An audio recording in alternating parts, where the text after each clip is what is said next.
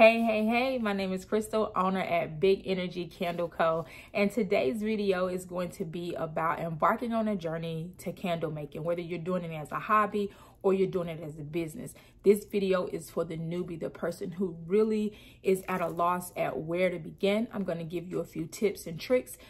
This is really just an introductory. I'm going to tell you how I started my candle journey and where I am right now. But before we get started, let's take care of some housekeeping needs. If you could click the bell to get notified when I post new content, as well as subscribe and like my channel, share my videos. I would appreciate it. As well, please follow me on Facebook at Big Energy Candle Co. and on Instagram at bigenergycandle.co. Yes, so let's get into the video, guys. So let me tell you, I started making candles probably about 2 to 3 years ago. And it just hit me like I wanted to make candles, and I was really embarking on a holistic journey, and I knew that the candles that I was buying were really not healthy for me or my family. And so I just wanted to try to make candles. And so I went to a local fragrance shop where I lived at, and I knew I had done a little bit of research, but I don't think I had done enough. So I go to this fragrance shop that I sought out, and it said they had 100% pure oils. So I go and I get these oils. I talk to the man and he's like, yes, they are, 100% pure oils. So I'm like, all right, cool. So I bought a couple of oils. I'll go to my local hobby shop, bought some wax and made a candle. And guess what? It didn't smell like shit. It didn't have a good hot nor cold throw. It just had no scent. It was like I put nothing in it. I was defeated. I took a couple of steps back. So I did a little more research. So then I found like, those fragrance oils were probably shit, right? So I get online, I find a reputable company that has some information, and I order a shitload of 1 ounce fragrance oils. And I still had some wax left over. It was 100% soy wax. So I still had some wax left over. So I made a candle. And the candle smelled amazing, but it was kind of flaky. Like, why the hell is my candle flaky? And then the wick just wouldn't stay burnt. It wouldn't stay burnt. So I was defeated again. Like, what the hell is going on? So I took a step back. I didn't quit. I just took another step back. And I did a little more research, right? I done a whole lot more research, because when you go into these candle groups, this is kind of like a YouTube video for candle making for dummies, right? This is what it is, because when you go to YouTube and you start researching candle making, the science behind it, the math behind it really makes you nervous. If you're like me, I'm not a numbers girl. I need shit to be simple, and they don't make the video simple. No matter how many times they tell you, we figured out the math, we have an easy equation for you to get it, it is still not easy. If it ain't 1 + 1 = 2, don't start talking to me about division, fractions. I don't get it. So I started doing it my own way. So I bought a candle and from someone, a local candle shop, and I just dissected the candle. Like, I just looked at it. I looked at the vessel. I looked at the wax. I felt the wax. I'm like, God, this wax is so silky. Like, I looked at the wick, and I'm like, what about this candle is so different from what I'm doing? And it was a lot.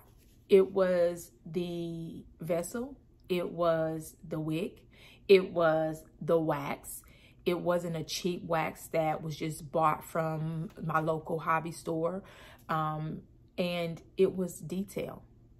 And that is how I learned to make an amazing candle, with a great hot throw and a great cold throw.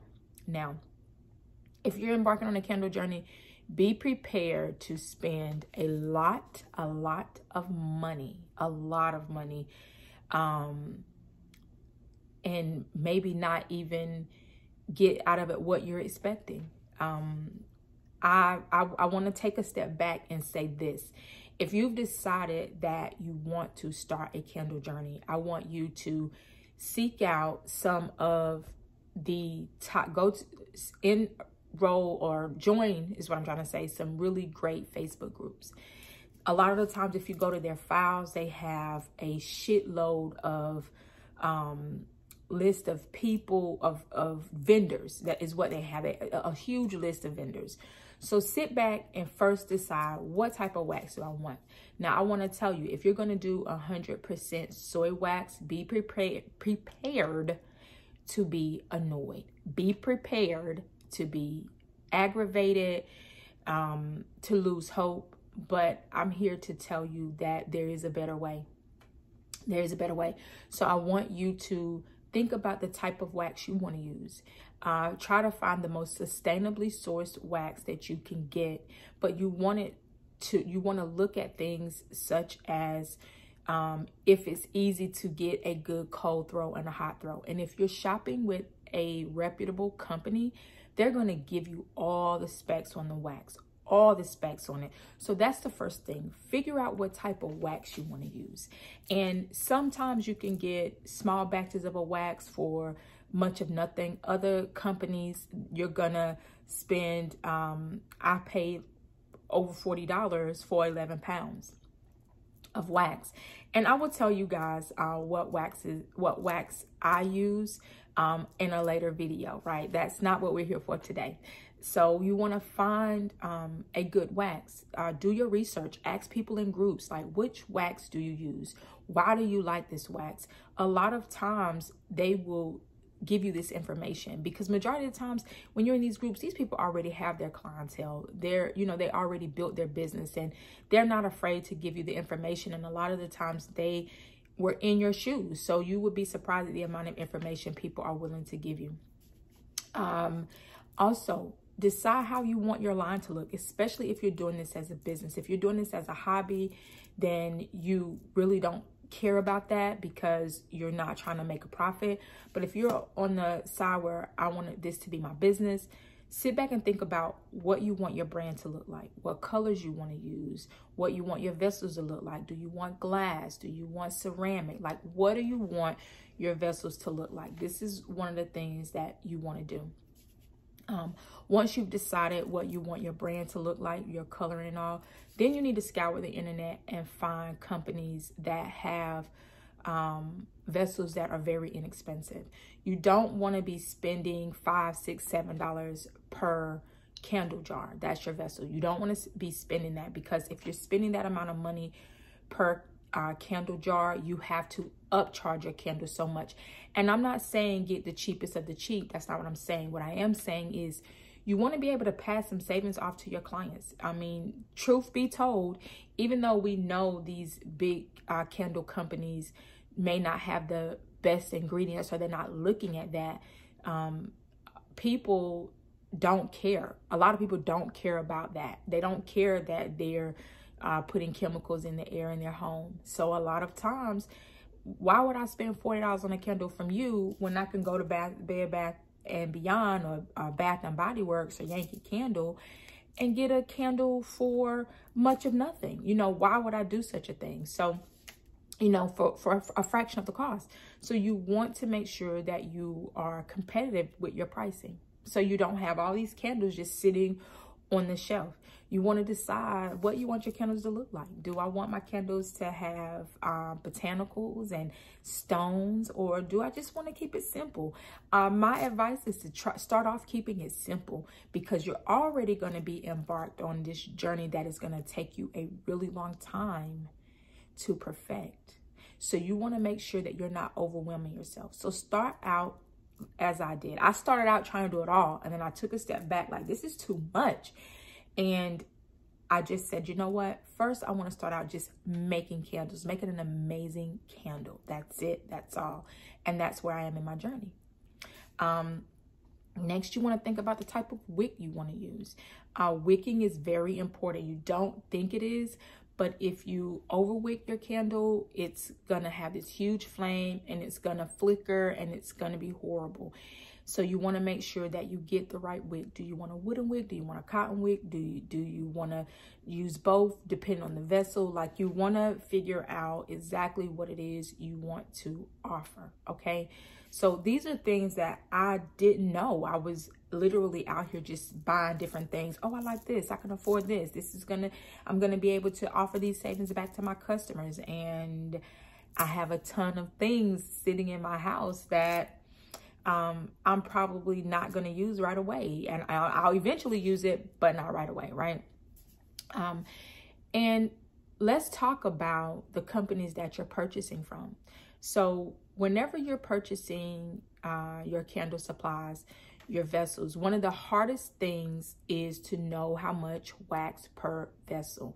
If you're just going to Dollar Tree and purchasing a bunch of glass containers, you want to make sure that you are purchasing from companies that give you the specs on the wax, the specs on the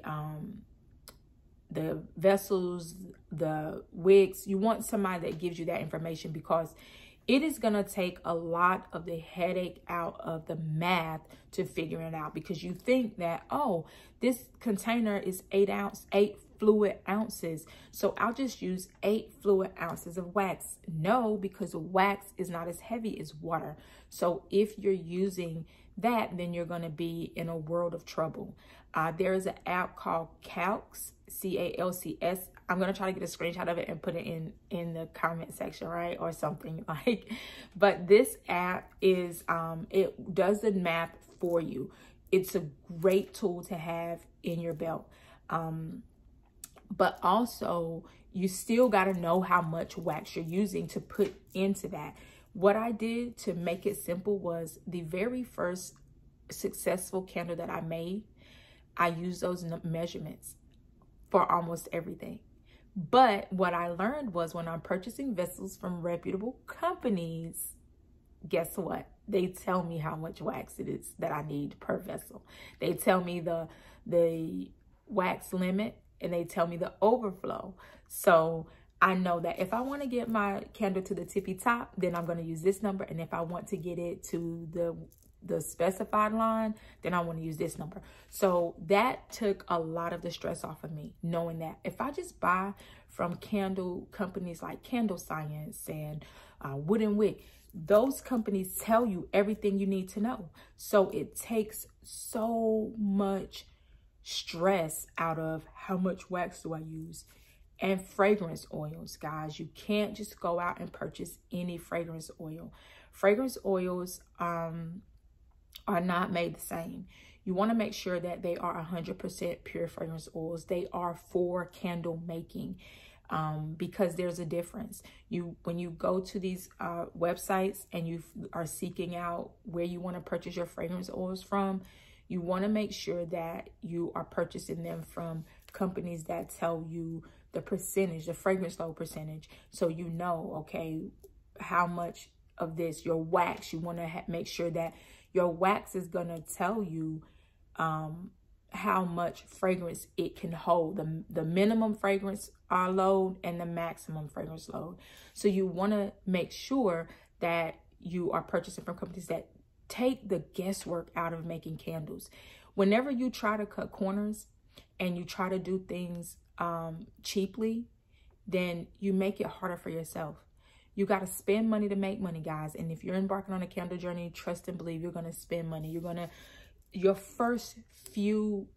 first candles that you make when you begin are all going to just be samples.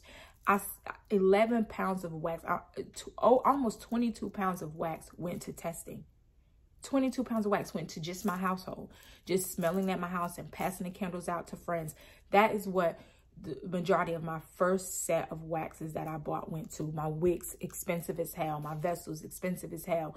But what I did, one of the tips that you can use is reuse your vessels, not the ones you're selling to your clients, but when you're testing and you're doing something third, reuse the vessel. Anytime you make a candle and you're gonna use a new fragrance, use a new wick, use a new vessel, you have to test the candle. You have to test it. If you don't test it, you're asking for a disaster. So what I do is I'll make one candle and with the new fragrance and see how it turns out, and write down everything you do. Everything you do, you want to write it down. So that way, you know, this is what I did. and this may be where I messed up. So you can go back and rethink about, oh, we didn't have a good hot throw. What did I do? When did I pour it? Your wax is going to tell you the pouring temperature, the temperature at which you add your fragrance oils, and you want to keep that to a T because it matters. If you don't do everything just right, your candle won't bind right, and you won't get a good hot throw or a good cold throw, or you'll have pockets in your candle and air pockets in your candle, and that makes for a disaster. So these are just the tips and tricks that I had today for you. I wanted to keep the video really simple. I wanted to keep it short, but unfortunately, it's really hard to do so. Last but not least, I want to leave you with this. If you have any questions, please feel free to comment below. My email will be also listed as well. If you are discouraged, take a step back. Take a step back and reassess and restart. But don't quit unless you just feel like you just don't want to do candles no more and you got something else you want to do. But if that's not the case and you still enjoy doing it and you want to master it, don't quit, because it's not going to be easy. I love you guys. I hope you enjoyed the video. Sorry that it was so long, but I will continue to put out more content. So stay tuned when I show you. The next video is going to tell you which wax I use and why I use that wax. Have a good day, guys. Bye.